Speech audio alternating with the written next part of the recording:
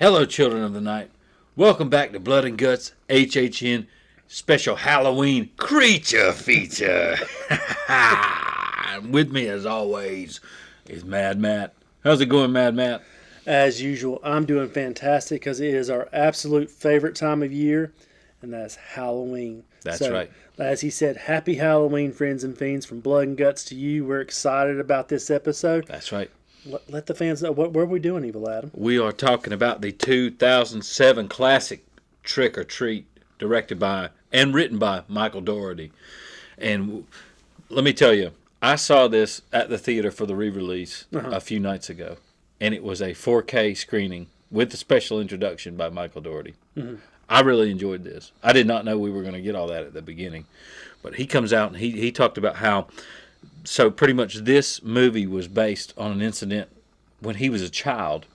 He was actually attacked by a group of bullies while trick-or-treating one night. Mm-hmm. And they pretty much tried to steal his candy. And he fought them off as best he could. I think he said he even beat a few of them, down. Right. But overall, they prevailed. So this idea was born of him going, who would be a good protector for Halloween candy for children that are trick-or-treating? Yeah. Hence, Sam was born. Right. And, of course, then we have later on the animated Season's Greetings, which is the animated introduction to Sam. And we'll put a little bit of that in here, which kind of wets your whistle for Sam. And from both of these things, the film itself was born. Mm-hmm. So I just thought that was really interesting to see that, and the 4K looked just brilliant. So just hearing that story immediately makes me think. It makes me wonder if his attackers were named Ice from Hocus Pocus. Yeah, exactly. And I mean, that was a good little story to introduce, because you're kind of like, okay, I see where you're coming from now.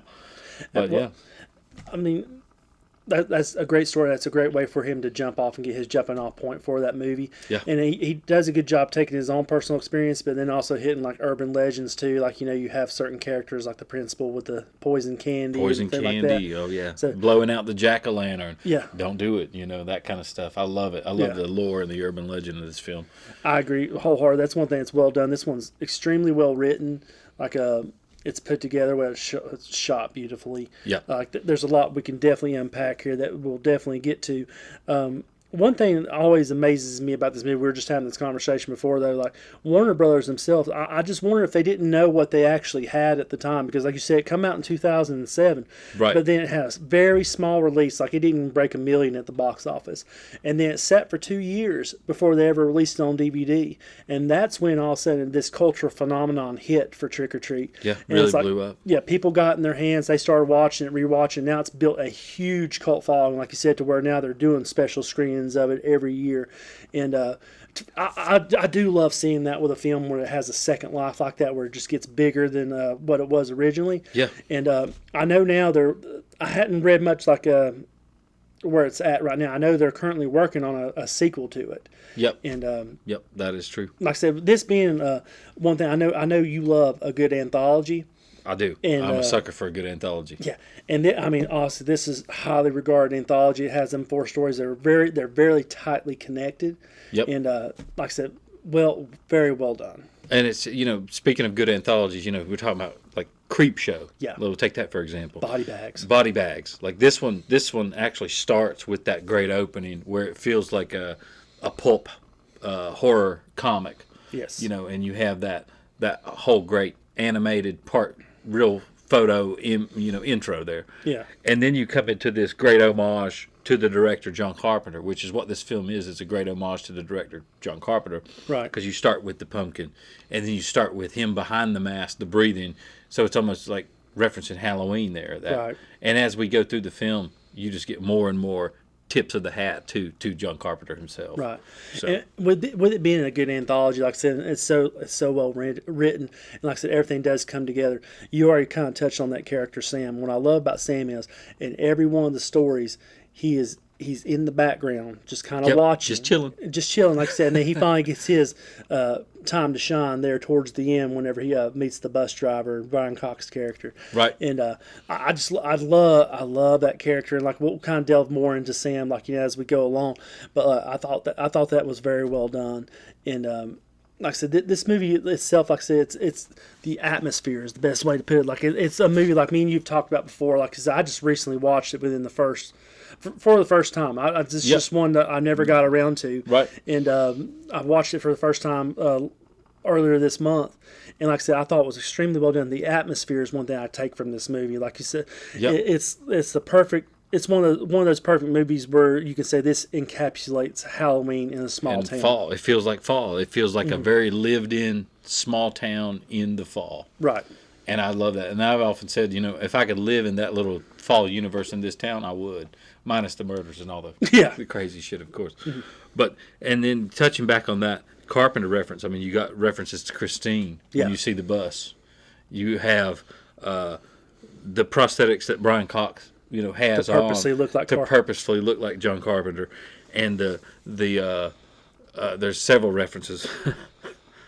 But it's one of those films that, and I love a good anthology that wraps around with the characters as well. Yeah. Touching on that, like you see certain characters from beginning or later on in different scenes, and you go, oh, that's the character from the beginning, or that's the character from, even if they're just in the background walking, you're like, oh, just walking. There they are. Yep. And it does it so well. And, you get a little bit more of his, style in Krampus. Of course, Michael Dougherty also did Krampus, Children of the Night. He's a great writer. Great writer. He helped write X-Men 2 and Superman Returns. And like I said, he really shined as a director here, a writer-director of Trick or Treat and Krampus. Like I said, just a brilliant writer. And even Krampus has that very lived-in Christmas town. Yes. That you kind of want to live in, that little Christmas town. Mm-hmm. So fleshing out an environment is definitely something he knows a lot about. And I can dig that, And mentioning Krampus, we have a video from a few years ago. Definitely go check that out, friends and fiends. Because just picking back on Krampus, what you're talking about, it's the same as this one. He does a good job in that movie as well as writing his characters like that family. Everybody has that family where you got people over there you don't really want to be around. You love them, but you really don't want to be around them. He does a good job capturing that. Yep. And it's no different in this movie where he has characters where you're like, can I trust this character? And then you see what's going to happen. What's going to happen? Right.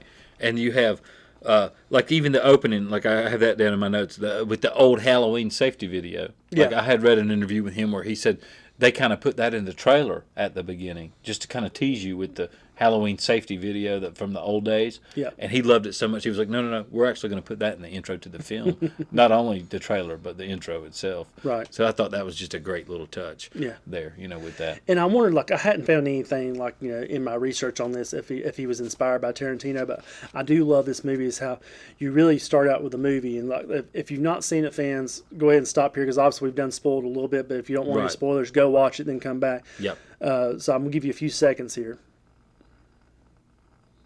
Okay, if I love about this one, cause it reminds me of a Tarantino movie because the very beginning of it is actually the end of the story, and as you're working around, you jump different parts of the timeline, and it makes you one, it makes you have to pay attention, but two, it shows we keep talking about the rhyme, but it goes to show how great he is at the pacing. I can't remember if he edited the movie or somebody else edited, but I'm sure he was in there on that process too to make sure it was tight on that. It was just a very well put together movie from top to bottom. Yeah, totally. And I mean, just some more notes that I have here is I love the children's costumes, especially the children who ride the school bus. Mm-hmm. And they all the costumes, the robot at the beginning, all the costumes have a retro feel. Right. So you're kind of touching even on that 1950s Halloween safety video. All the costumes have a very homemade look. Yeah. And they went for that, for the look of the children on the bus especially, was this, they don't have a lot of money. They're not going to Spirit Halloween. They're not going to, your big party city. They're going to make it themselves out of old sacks and stuff glued on there and that kind of stuff. I'm so glad you brought that up because that's exactly how he wanted Sam to look as well. He wanted to look like those old creepy photos you see back in the day where it's like a burlap sack, but where it's kind of cute because it's kids, but sometimes it's very creepy as well. Yep. And so he done a great job with that, and just touching back on Sam as well. He based him off. He wanted him to feel like Halloween, like he is Halloween. And he does. Like he does the have Celtic that feeling. Sam Hain or Samhain, how you pronounce that. Yeah. And does a great job with that. One other thing he does that we've talked about earlier today too is he did not want any CGI in this movie, and if at all possible, no CGI. He wanted everything to be practical effects. And we love that on the channel. We love when they do practicals on the channel. So even down to the scene with where he gets hit with the shotgun. Yeah. Brian Cox Yeah. shoots him with the shot. You see his hand crawling across the floor, which is in itself an homage Evil Dead 2. to Evil Dead 2 and The Thing. Yeah. Because, Brian Cox says you got to be Kidding kidding me. And so you got that in there. But if you look real close, and getting to see it in the theater really helped me flush out those details. But if you look really close, in the little stringy parts of his hand, Children of the Night, you'll see pumpkin seeds Yeah. in the little veins and the stuff. And I was like, that's freaking genius. The little pumpkin seeds coming out of him. It is. I love it. It just goes back to the character Sam, where we keep touching a little bit on it. Like, he wanted Sam's face to look like a rotting pumpkin. Yep. And they definitely achieved that effect, too, where it just looks awesome. Like I said, his innards, his guts, just like pumpkin a rotten guts pumpkin, coming out. Yeah. And all these characters, and some of them are really, really wicked, too. And the principal. Like, you really want the principal to get his. Yeah. You're sitting there the whole time, you're going, man, I hope that principal really gets his. Mm-hmm. And he does. But the candy bar that he uses to attack Brian Cox is the one he got from the principal at the beginning of the film. Right. When the principal doesn't even really look at Sam. He just kind of goes, oh, you didn't get one? Here, go here ahead and you go. take one. Go on, kind of thing. It's got the razor blade inside the candy bar. Right. And so he attacks him in his Achilles, kind of like Judd Crandall from Pet Sematary. But it's so great because he sees him with that candy bar, and he's like, oh, you got to be shitting me, with that razor blade sticking out. And that's another great scene, too, is when, he's in there in the room, Brian Cox's character. Yeah. And the lights go out, and you see the writing on the wall. You see the jack-o'-lantern light up. Right. And you see that fear kind of come into him. It's almost like the ghost of Christmas past, but Halloween. Right. And I love that because he knows he's got to pay for his deeds. So Speaking of that, what would be your favorite part of this anthology? I like the principle at the beginning, burying the body, and I like that wraparound with Brian Cox when he's knocking on the window. You gotta help me! You gotta help me! See him get tackled by Sam. Yeah. That part, those parts are my favorite parts, and the bus, of course. Mine's the bus because I love that story. And that is creepy. It's creepy as hell. It's creepy as hell. And then you got those kids coming there later on in the movie, and then you see the spirits of those kids coming out and stuff. And then they end up on the doorstep of Brian Cox at the very end of the movie to give him his comeuppance. Yep. So, yeah.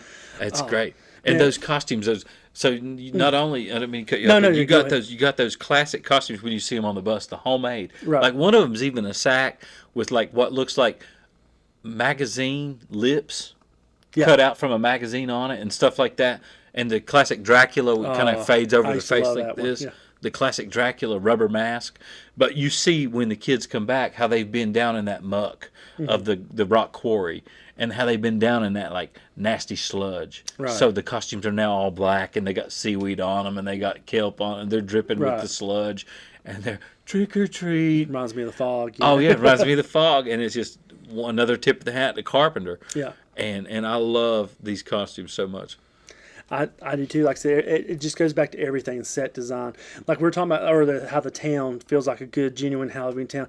You would never know they filmed this in Vancouver. Right, yeah. And it's set in a fictional town in Ohio, but there it is filmed in Vancouver, but it looks just like your typical Midwestern town on Halloween night. Like I said, it just goes to show how well thought out, how well prepared, how well written, how well shot. I mean, everything is just extremely well done for this movie. Yeah, and that 4K release, it might be playing in a theater near you. Go ahead and check that out and see. I just happened to get online and get lucky and see that it was playing near me. Right. But man, I was like, I got to go see this just to see how good it looks and how it feels. I would love to see it on the big screen. Like I said, watching, like I said, it was the first time I watched it. I don't know if it'll be something I go to every year, but now anytime I get a chance to watch a retro horror movie on the big screen, I'm going to take that chance because I think it's awesome. Like I know last year I got to, even though I've watched the movie 100 times, I got to see Silver Bullet on the big screen, and that it's amazing how when you watch something at home your whole life, like you mentioned earlier, you go to the you see on the big screen. You see little details you've never seen before because there it is on a 100-foot screen right in front of you. Yeah, like those little tiny. I mean, I knew he had the pumpkin seeds coming out of him when he was shot, but just seeing the hand and the little tiny veins in the pumpkin guts coming out, they had little tiny seeds. And I even tapped my friend. I was like, "Look, he's got seeds coming out of his hand." This is just great. But yeah, I mean, what a great film. And for me, it's definitely. it's definitely a Halloween staple. Now, do I need to watch it every Halloween? No, but it's good to revisit every couple of years just to get that feel because it has Right. that great anthology feel that I love personally myself. But, So, as we always do here at Blood and Guts, we like to rate things on the Goldblum scale. right. What would you give Trick or Treat? I'm giving it 4 Goldblums. I'm right there with you. I was giving it 4. I kind of thought you'd go higher because we're kind of talking about how you feel like you have more energy towards it than I do. Like I said, I think it's a Yeah. movie. My only gripes about the movie that we didn't get to touch on is the werewolves, like Anna Paquin, I think it pronounced her Anna name. Paquin, yep. Yeah, Paquin. From thank you. X-Men fame. Yeah, X-Men, True Blood, like their characters, I wasn't really like keen on their characters, and I loved the practical effects once they were werewolves. Once they become But werewolves, the yeah. transformation scenes for me, I thought were a little bit weak, and the whole like their part of the anthology around that group of friends. Like I said, I love where it ended up, like where it was going, but Yeah. I kind of felt like it was a little bit of a slog to get to that point. Kind of. Yeah. But the film itself, one trivia thing we didn't mention, like he actually, Michael Dougherty mentioned in interviews that he wanted to feel like EC Comics, Tales from the Crypt stuff. Exactly. Successfully done. That's part of the reason why I do love everything else. Like I said, even when I mentioned the werewolves and the transformation, it's like that's really just me nitpicking. And I'm not like, I don't think that's something that's going like, oh my gosh, that's a terrible It's going to transformation. make you not want to watch it. Yeah, Right. exactly. Right. And I did like, you know, if the little bit of lore that you get with the werewolves, like how she says, you know, oh, last year, if you listen closely, she'll say, you know, oh, last Halloween we went to such and such town. Yeah. And we did this and we partied. You know, and you make it sound like they partied in the town, but, you know, really they slaughtered people. Right. Or she's like, oh, well, this year we went over here to this town, and now we're in this fictional town, you know. Yeah. And we're you know. Now, on the flip side of that, when they're in mid transformation and you see like the fangs and Oh, you the got eyes were great. The fangs were really good too. Yeah, I thought that looked really well done, and then seeing the terror on the principal's face as he's Oh, going yeah. through all this. Help me, help me! And he looks over. I love the part, the help me. He looks over and he realizes There ain't no help. they've already slaughtered everybody. Everybody's already dead. Uh-huh. There's no one to help. And, you know, it's just great. She throws him up over the tree Yeah. in his cape. You know, he thinks he's like going to be a vampire. He's going to really assault some people. And he's already assaulted some people earlier on in the Right. film. You know, so you're like, oh, we got to see this. So now not only has he done the horrible things he's done at the beginning, but now he's done these other horrible things. He's assaulted many people throughout the film. Right. We got to see him get his comeuppance, like you said. And sure enough, he does. And it's just great when it happens. Right. Yeah, but just a great Halloween film overall. Children of the Night. If you haven't seen it and you are looking for something this year to put on and just crank up the volume, cut the lights out, put a candle on, and check it out, you're gonna really love this one. Yeah, I couldn't agree more. Like I said, it's definitely one, like if you're looking for the Halloween vibe, throw that in there. I think you're going to love it. Let us know in the comments if you've already seen it. How much do you love Trick or Treat? Do you agree with our reviews? If you don't, leave in the comments what you think is different from what we said, because we'd love to read those. That's right, and we want you to have a safe and happy Halloween, and we will see you soon with some more videos. And remember to stay spooky.